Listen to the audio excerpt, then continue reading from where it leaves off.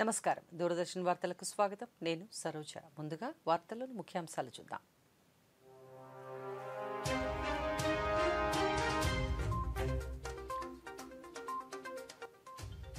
దేశవ్యాప్తంగా ఖాదీ విక్రయాలు పెరిగాయన్న ప్రధానమంత్రి Narendra Modi.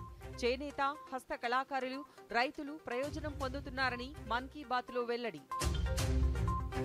Vocal for local ఉద్యమానికి దేశ ప్రజల మద్దతు పెరుగుతోందన్న ప్రధాని.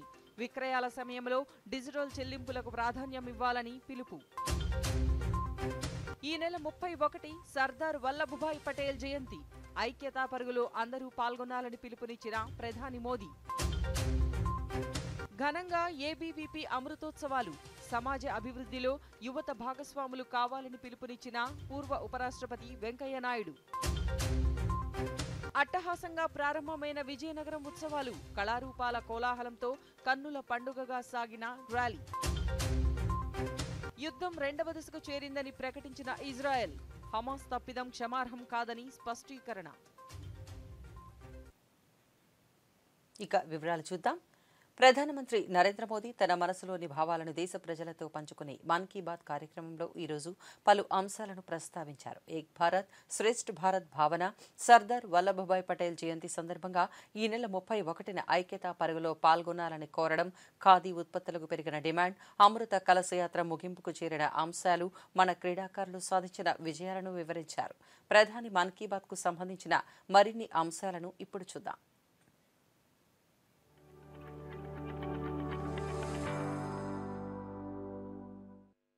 ప్రధానమంత్రి నరేంద్ర మోడీ తన మనసులోని భావాలను దేశ ప్రజలతో పంచుకునే మన్ కీ బాత్ కార్యక్రమంలో అనేక అంశాలను ప్రస్తావించారు. దేశవ్యాప్తంగా పండుగల ఉత్సాహం నెలకొన్న సందర్భంగా అందరికీ ప్రధాని శుభాకాంక్షలు తెలియజేస్తూ మన్ కీ బాత్ 106వ సంచికను ప్రారంభించారు. గాంధీ జయంతి సందర్భంగా ఈ ఏడాది ఢిల్లీలో రికార్డు స్థాయిలో ఖాదీ విక్రయాలు జరిగాయన్నారు. ఒక్కరోజులోనే ₹1.5 కోట్లకు పైగా అమ్మకాలు జరిగాయని, ఈ నెలలో జరుగుతున్న ఖాదీ మహోత్సవ్ పాత అమ్మకాల రికార్డులన్నింటినీ మరోసారి తిరగరాసిందన్నారు. 10 ఏళ్ల క్రితం దేశంలో ఖాదీ ఉత్పత్తుల విక్రయం కేవలం ₹30,000 కోట్ల కంటే తక్కువగా ఉండేదని, ఇప్పుడు ₹1,25,00,00,000 చేరుకుందని ప్రధాని వెల్లడించారు. ఖాదీ విక్రయాలు పెరగడమంటే దాని ప్రయోజనాలు గ్రామం నుంచి నగరం వరకు సమాజంలోని అన్ని వర్గాలకు చేరుతున్నట్లని ప్రధాని వెల్లడించారు. చేనేత కార్మికులు, హస్త కళాకారులు, రైతులు, ఆయుర్వేద మొక్కలు నాటుతున్న కుటీర పరిశ్రమల వారు ప్రతి ఒక్కరూ ప్రయోజనం పొందుతున్నారని, వోకల్ ఫర్ లోకల్ ఉద్యమానికి దేశ ప్రజల మద్దతు క్రమంగా పెరుగుతోందని ప్రధాని పేర్కొన్నారు. दिल्ली में खादी की रिकॉर्ड बिक्री हुई। यहाँ कॉनॉट प्लेस में एक ही खादी स्टोर में एक ही दिन में 1.5 करोड़ रुपये से ज्यादा का सामान लोगों ने खरीदा। इस महीने चल रहे खादी महोत्सव ने एक बार फिर बिक्री के अपने सारे पुराने रिकॉर्ड तोड़ दिए हैं। आपको एक और बात जानकर भी बहुत अच्छा लगेगा। 10 साल पहले देश में जहां खादी प्रोडक्ट्स की बिक्री बड़ी मुश्किल से 30,000 करोड़ रुपए से भी कम थी, अब ये बढ़कर 1.25 लाख करोड़ रुपए के आसपास पहुंच रही है। తీర్థయాత్రలకు, పర్యటనలకు వెళితే అక్కడ స్థానిక కళాకారులు తయారు చేసిన ఉత్పత్తులను కొనాలని ప్రధాని సూచించారు. ప్రయాణంలోని మొత్తం బడ్జెట్లో స్థానిక ఉత్పత్తులు కొనుగోలుకు ప్రాధాన్యత ఇవ్వాలని సూచించారు. వోకల్ ఫర్ లోకల్ ఉద్యమానికి ప్రాధాన్యత ఇవ్వాలన్న ప్రధాని స్వయం సమృద్ధ భారత్ కలను సాకారం చేయాలన్నారు. భారత్ ప్రపంచంలోనే అతిపెద్ద తయారీ కేంద్రంగా అవతరిస్తోందని ప్రధాని వెల్లడించారు. మేక్ ఇన్ ఇండియాను ప్రోత్సహించాలన్నారు. ఉత్పత్తుల కొనుగోలు సమయంలో దేశానికే గర్వకారణమైన డిజిటల్ చెల్లింపులకు ప్రాధాన్యత ఇవ్వాలన్నారు. అలా చెల్లించిన సమయంలో ఆ ఉత్పత్తులతో లేదా ఆ కళాకారుడితోనో సెల్ఫీ దిగి నమో యాప్లో తనతో పంచుకోవాలని ప్రధాని కోరారు. దీనివల్ల మరింత మంది వోకల్ ఫర్ లోకల్కు ప్రేరణ పొందుతారన్నారు.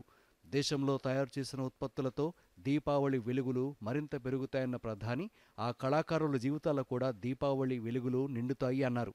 భారతదేశాన్ని స్వావలంబనగా మార్చాలన్న ప్రధాని మేక్ ఇన్ ఇండియా ఎంపికను కొనసాగించాలన్నారు. जब भी आप पर्यटन पर जाएं, तीर्थाटन पर जाएं, तो वहां के स्थानीय कलाकारों के द्वारा बनाए गए उत्पादों को जरूर खरीदें। आप अपनी उस यात्रा के कुल बजट में स्थानीय उत्पादों की खरीदी को एक महत्वपूर्ण प्राथमिकता के रूप में जरूर रखें। 10% हो, 20% हो, जितना आपका बजट बैठता हो, लोकल पर जरूर खर्च करिएगा और वहीं पर खर्च कीजिएगा। साथियों, हर बार की तरह इस बार भी हमारे त्योहारों में हमारी प्राथमिकता हो वोकल फॉर लोकल, और हम मिलकर उस सपने को पूरा करें।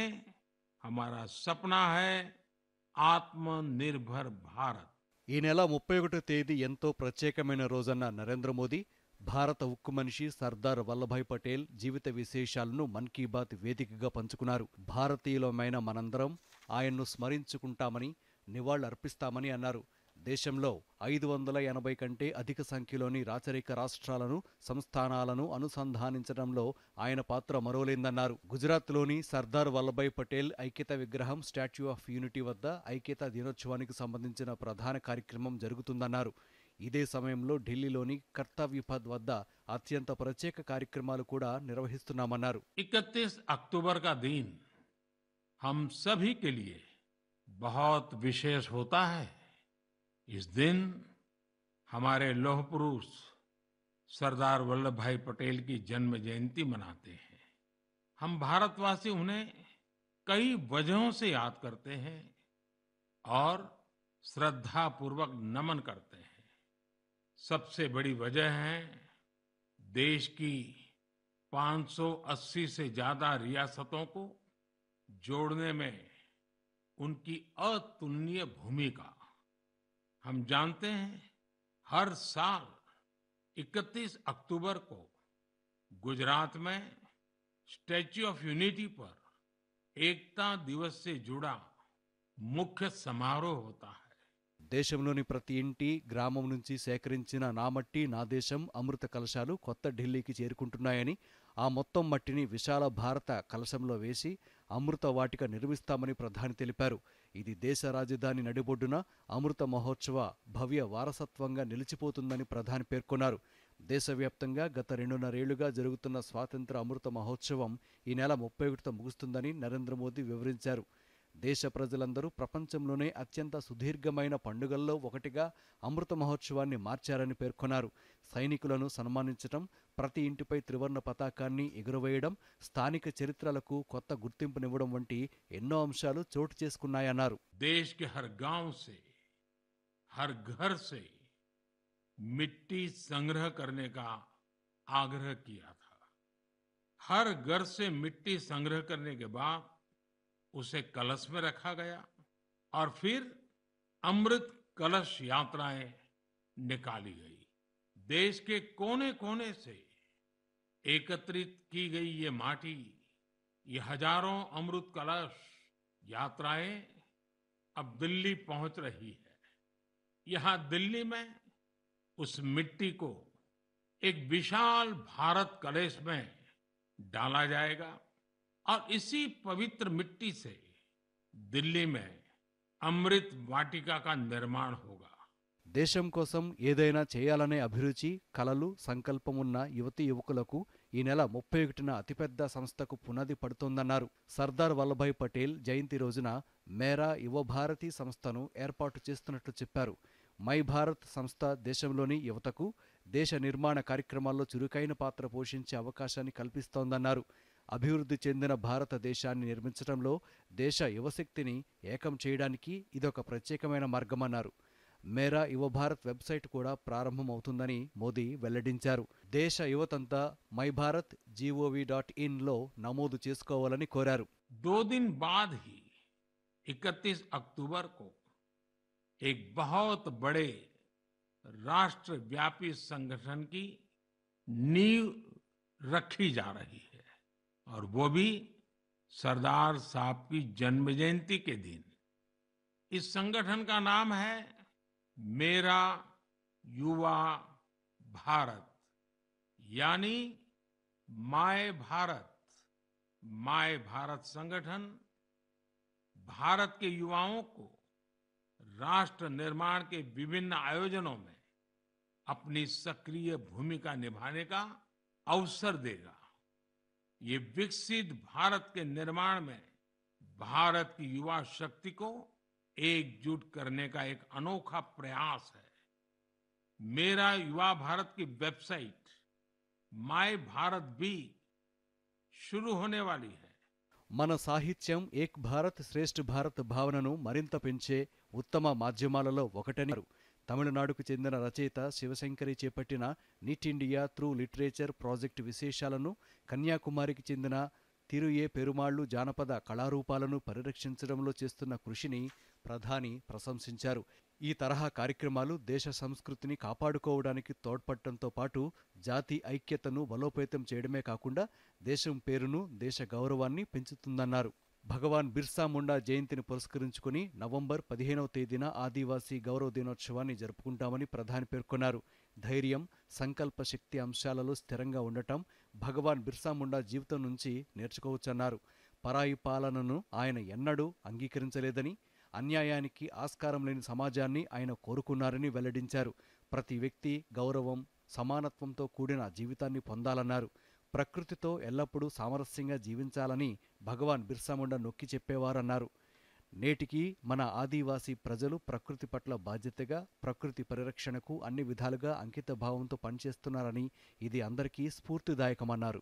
అక్టోబర్ 30న గోవింద గురు పుణ్యతిథి అని గుజరాత్, రాజస్థాన్లోని ఆదివాసీలు, అణగారిన వర్గాల జీవితాల్లో ఆయనకు ఎంతో ప్రాముఖ్యత ఉందని, గోవింద్ గురుకు నివాళులర్పిస్తున్నట్లు ప్రధాని వెల్లడించారు. నవంబర్ నెలలో మాన్గఢ్ ఊచకోత వార్షికోత్సవాన్ని జరుపుకుంటామని, అందులో అమరులైన వారందరికీ నివాళులర్పిస్తున్నట్లు చెప్పారు. ఈ సందర్భంగా పలువురు ఆదివాసీ పోరాట యోధుల విశేషాలను ప్రధాని వివరించారు. గిరిజనుల్లో అల్లూరి సీతారామరాజు నింపిన స్ఫూర్తిని దేశం ఎప్పటికీ గుర్తుంచుకుంటుందన్నారు. దేశంలోని మరింత మంది గిరిజన వీరుల గురించి యువత తెలుసుకోవాలని, వారి నుంచి స్ఫూర్తి పొందాలని ప్రధాని కోరారు. దేశంలో క్రీడా పతాకం రెపరెపలాడుతోందన్నారు. ఇటీవల ఆసియా క్రీడల తర్వాత పారా ఆసియా క్రీడల్లో కూడా భారత క్రీడాకారులు అద్భుత విజయాలు సాధించారన్నారు. ఈ క్రీడల్లో దేశం 111 పతకాలు సాధించి సరికొత్త చరిత్ర సృష్టించిందన్నారు. పారా ఏషియన్ క్రీడల్లో పాల్గొంటున్న క్రీడాకారులందరినీ అభినందిస్తున్నట్లు ప్రధాని వివరించారు. पिछले दिनों एशियन गेम्स के बाद पैरा एशियन गेम्स में भी भारतीय खिलाड़ियों ने जबरदस्त कामयाबी हासिल की है। इन खेलों में भारत ने 111 मेडल जीतकर एक नया इतिहास रच दिया है। मैं पैरा एशियन गेम्स में हिस्से लेने वाले सभी एथलीट्स को बहुत बहुत बधाई देता हूं। వ్యర్థాలతో విగ్రహాల తయారీకి ప్రోత్సాహం కల్పించాలని ప్రధాని సూచించారు. వేస్ట్ టు వెల్త్ ప్రచారానికి గుజరాత్లోని గబ్బర్ పర్వతం ఆకర్షణగా నిలుస్తోందని చెప్పారు. ఇదే సమయంలో ఈ సంవత్సరం దేశం సంత్ మీరాబాయ్ 525వ జయంతి వేడుకలు జరుపుకుంటుందని, ఆమె దేశ ప్రజలకు స్ఫూర్తిదాయక శక్తిగా నిలిచారని, సంగీతం పట్ల ఆసక్తి, అంకిత భావానికి ఆమె గొప్ప ఉదాహరణగా నిలుస్తుందని చెబుతూ ఆ విశేషాలను ప్రధాని వివరించారు. మన్ కీ బాత్ కార్యక్రమంలో ప్రజలతో సంభాషించే అంశాలు తనలో కొత్త శక్తిని నింపుతుందని పేర్కొన్నారు. ప్రజల సందేశాల్లో ఆశాభావం, సానుకూలతకు సంబంధించిన వందలాది కథనాలు తనకు చేరుతున్నాయని ప్రధాని పేర్కొన్నారు. స్వావలంబన భారతదేశ ప్రచారాన్ని నొక్కి చెప్పాలని ప్రధాని సూచించారు. స్థానిక ఉత్పత్తులను కొనుగోలు చేయాలని, పరిసరాలను పరిశుభ్రంగా ఉంచుకోవాలని, ఈ నెల 31న జరిగే ఐక్యతా పరుగులో పాల్గొనాలి అని పేర్కొంటూ రానున్న పండుగల సందర్భంగా దేశ ప్రజలకు శుభాకాంక్షలు తెలిపారు. దీపావళి సమయంలో అగ్ని ప్రమాదాలు జరగకుండా జాగ్రత్తలు తీసుకోవాలని సూచించారు. ఇప్పుడు స్వల్ప విరామం.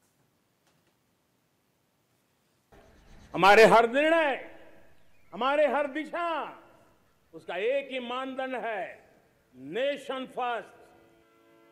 ఆదాయపు పన్ను ద్వారా మనం అందిస్తున్న తోడ్పాటు నవభారతాన్ని నిర్మిస్తోంది. దేశాన్ని నూతన శిఖరాలను అధిరోహించే దిశగా, నూతన రికార్డుల దిశగా తీసుకువెళ్తోంది. నేషన్ ఫస్ట్ అనే ఈ సంకల్పాన్ని మన కర్తవ్యంతో మరింత బలోపేతం చేద్దాం.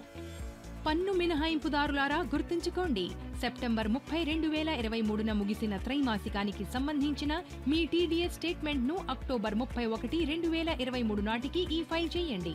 ఆలస్య రుసుము ₹200 ఇంకా ₹1,00,000 వరకు జరిమానాను నివారించేందుకు మీ టీడీఎస్ స్టేట్మెంట్ ని సకాలంలో ఈ ఫైల్ చేయండి. మరింత సమాచారం కోసం www.incometax.gov.in ని సందర్శించండి. ప్రతి పన్ను చెల్లింపుదారుడు ఒక జాతి నిర్మాత. విరామం అనంతరం వార్తలకు పునఃస్వాగతం. ఆర్ఎస్ఎస్ తనకు వ్యక్తిత్వాన్నిస్తే ఏబీవీపీ నాయకత్వ లక్షణాలతో జీవితాన్ని మలుపు తిప్పిందని పూర్వ ఉపరాష్ట్రపతి ఎం వెంకయ్యనాయుడు అభివర్ణించారు.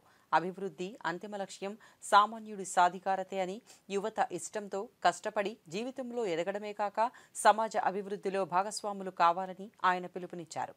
విజయవాడ ఆత్కూరు స్వర్ణ భారత్ ట్రస్ట్లో జరిగిన అఖిల భారత విద్యార్థి పరిషత్ ఏబీవీపీ అమృతోత్సవాలలో ఆయన ముఖ్య అతిథిగా పాల్గొన్నారు. తన విద్యార్థి జీవితంలో కీలక పాత్ర పోషించిన సంస్థ అమృతోత్సవాలలో పాల్గొనడం ఆనందంగా ఉందన్న ఆయన ఏబీవీపీ సేవలు అమూల్యమైనవని ప్రశంసించారు. విద్యార్థి నాయకుడిగా ఏబీవీపీలో, ఆర్ఎస్ఎస్లో, అనంతరం భారతీయ జనతా పార్టీలో తాను ఎదిగిన తీరును గుర్తు చేసుకున్నారు. నాటి స్మృతులను ఆయన నెమరవేసుకున్నారు.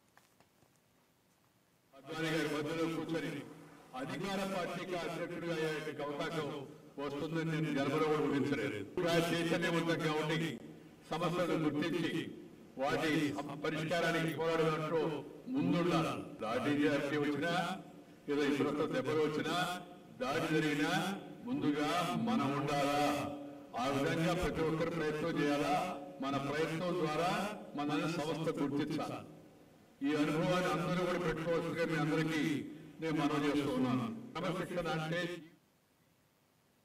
దేశ రాజధాని కొత్త ఢిల్లీలో అమృతవనంలో భాగస్వామ్యమయ్యేలా బీజేపీ రాష్ట్ర శాఖ వివిధ జిల్లాల నుంచి సేకరించిన మట్టి కలశాలతో విజయవాడ రైల్వే స్టేషన్ నుంచి ప్రత్యేక రైలు ఈరోజు బయలుదేరింది. ఈ రైలును బీజేపీ రాష్ట్ర అధ్యక్షురాలు దగ్గుపాటి పురంధరేశ్వరి విజయవాడ రైల్వే స్టేషన్ వద్ద జెండా ఊపి ప్రారంభించారు. ఈ సందర్భంగా ఆమె మాట్లాడుతూ దేశం కోసం ప్రాణత్యాగం చేసిన అమరవీరులను స్మరించుకోవడంతో పాటు స్వాతంత్ర సమరయోధులు, వీర జవాన్లను సన్మానించుకోవాల్సిన అవసరం ప్రతి పౌరునిపై ఉందన్నారు. From every village in Andhra, and today out of the 929 mandals that we have, 900 kalashas from each mandal is today going to Delhi to be a part of the program which was initiated by the central leadership named Mera Ek Bharat Shreshth Bharat. This is to give this is to instill the feeling of patriotism not only in our generation but in the future generations as well. This is to కళారూపాల కోలాహలం నడుమ విజయనగరం ఉత్సవాలు ఈ రోజు ప్రారంభమయ్యాయి. శ్రీ పైడితల్లి అమ్మవారి ఆలయం నుంచి కోట, సింహాచలం మేడ మీదుగా గురజాల కళాక్షేత్రం వరకు సాగిన భారీ ర్యాలీని మంత్రి బొత్స సత్యనారాయణ ప్రారంభించారు.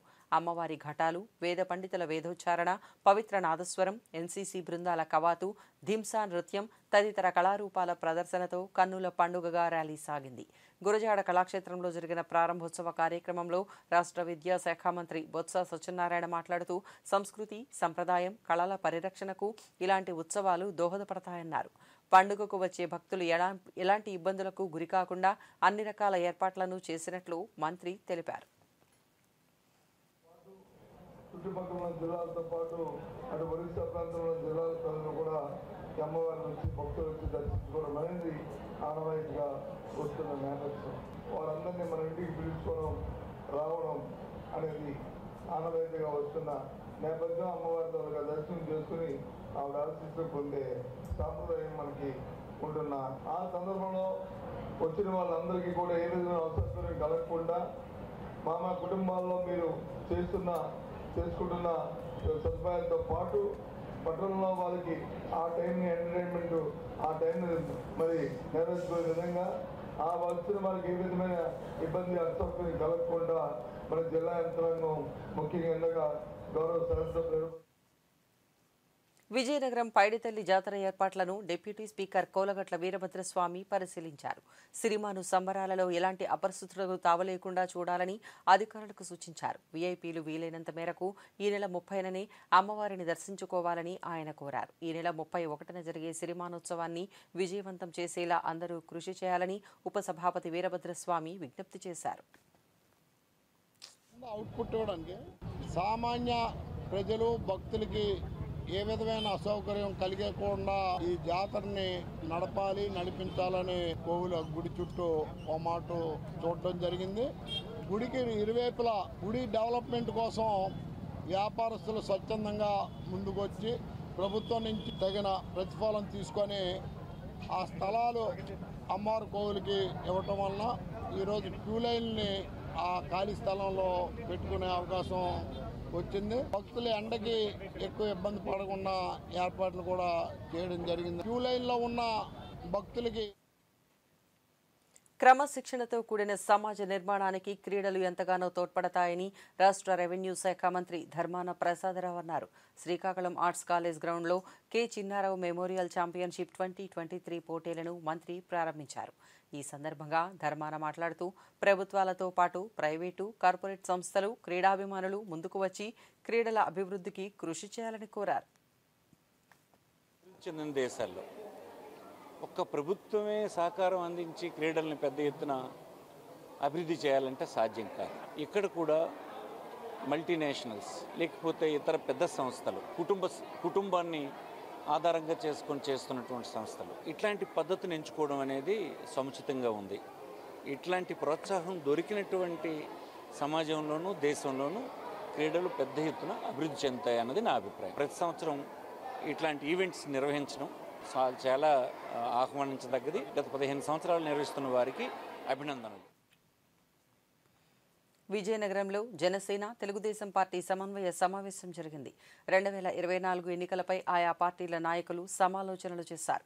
ప్రభుత్వ వైఫల్యాలను ప్రజలకు వివరించేలా పనిచేయాలని శ్రేణులకు దిశానిర్దేశం చేసినట్లు ఉత్తరాంధ్ర టీడీపీ ఇన్ఛార్జ్ బుద్దా వెంకన్న తెలిపారు.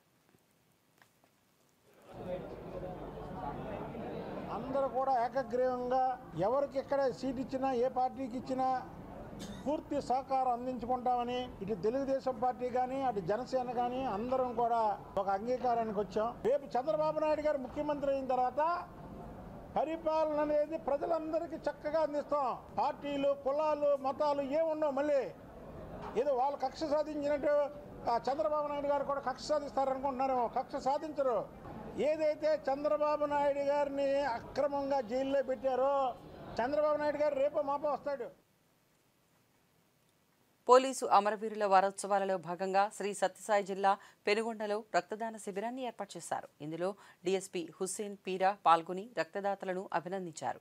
ఈ సందర్భంగా డీఎస్పీ హుస్సేన్ పీరా మాట్లాడుతూ రక్తదానంతో ఒక ప్రాణాన్ని కాపాడిన వారమవుతామని, యువత ఈ విషయంపై అవగాహనతో ముందుకు రావాలని కోరారు.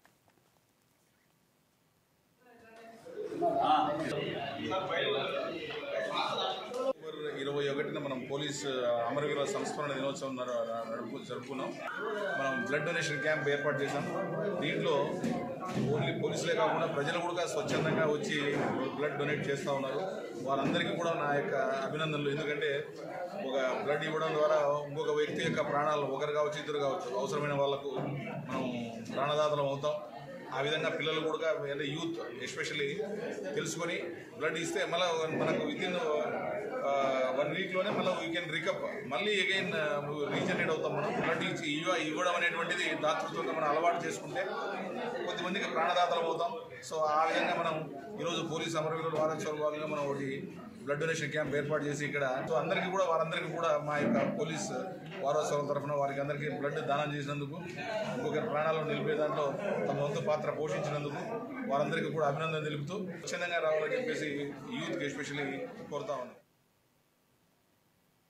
కర్నూలు నగరానికి చెందిన న్యాయవాది ఎంఎల్ శ్రీనివాసరెడ్డి దుబాయ్లో జరుగుతున్న అంతర్జాతీయ మాస్టర్స్ స్విమ్మింగ్ పోటీలలో తన సత్తాను చాటారు. మొత్తం 4 ఈవెంట్లలో పాల్గొన్న శ్రీనివాసరెడ్డి స్వర్ణం, రజతం సాధించాడు. దుబాయ్లో భారత త్రివర్ణ పతాకాన్ని ఎగురవేసి అందరి ప్రశంసలను పొందాడు.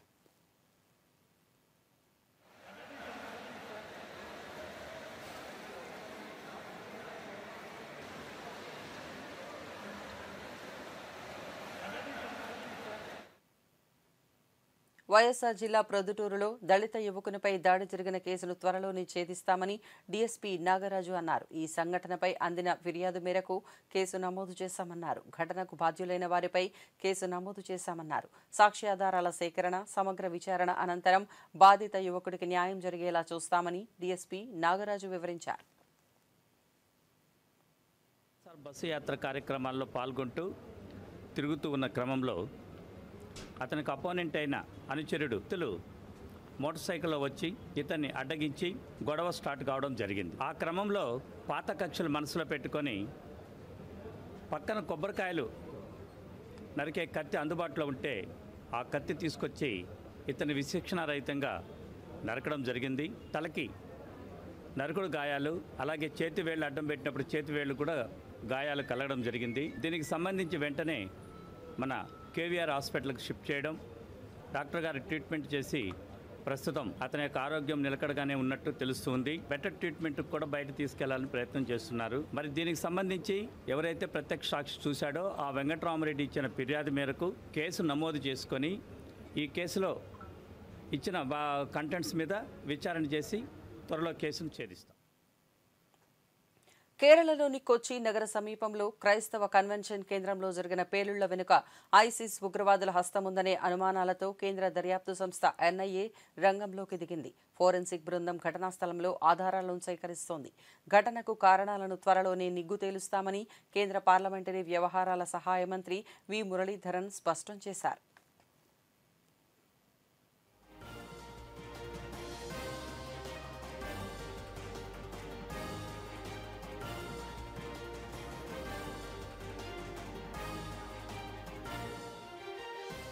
Central agencies have already started the inquiries regarding this incident, and I am sure that they will go to the details of the incident and find out who and what are the reasons for this and who have behind this incident.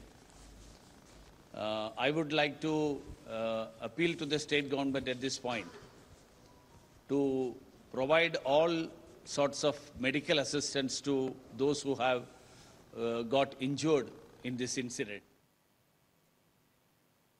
Madhya Pradesh ఎన్నికల ప్రచారంలో భాగంగా ఈరోజు కేంద్ర హోంమంత్రి భోపాల్లో రాజా భోజ్ విగ్రహానికి పుష్పాంజలి ఘటించారు. అనంతరం భోపాల్, ఖజరహో నియోజకవర్గాలలోని పలు ప్రాంతాలలో పార్టీ తరపున ప్రచారం చేపట్టారు. ఛత్తీస్గఢ్ ఎన్నికల ప్రచారంలో బీజేపీ జాతీయ అధ్యక్షులు జేపీ నడ్డా పాల్గొన్నారు. రాజధాని కేంద్రం రాయ్పూర్లో పార్టీ శ్రేణులతో కలిసి ర్యాలీ ప్రారంభించారు. ఈ సందర్భంగా ఆయన మాట్లాడుతూ కాంగ్రెస్ పార్టీకి ప్రజా సంక్షేమం అవసరం లేదన్నారు. వారి కుటుంబ సభ్యుల బాగోగులే ఆ పార్టీ ప్రధాన అజెండా అని నడ్డా విమర్శించారు.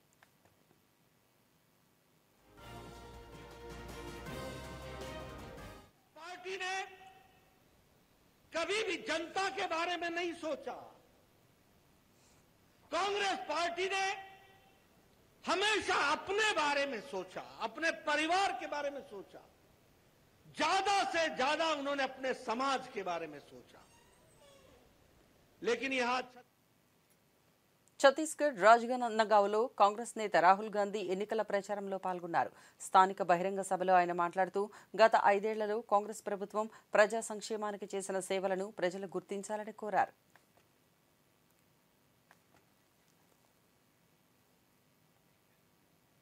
ఐక్యరాజ్యసమితి ప్రధాన కార్యదర్శి ఆంటోనియో గుటెరస్ ఈరోజు నేపాల్లో పర్యటించారు. ప్రధాని పుష్ప కమల్ దహల్ ఆయనకు ఘన స్వాగతం పలికారు.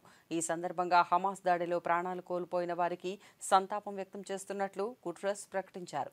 ఇజ్రాయెల్, హమాస్ మధ్య వైరం వీలైనంత తొందరగా సమసిపోవాలని ఆకాంక్షిస్తున్నానని ఆయన తెలిపారు.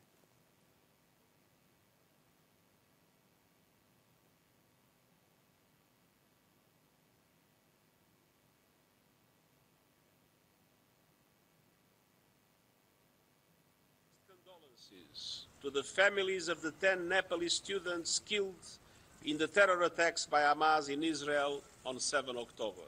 I repeat my utter condemnation of the appalling attacks perpetrated by Hamas.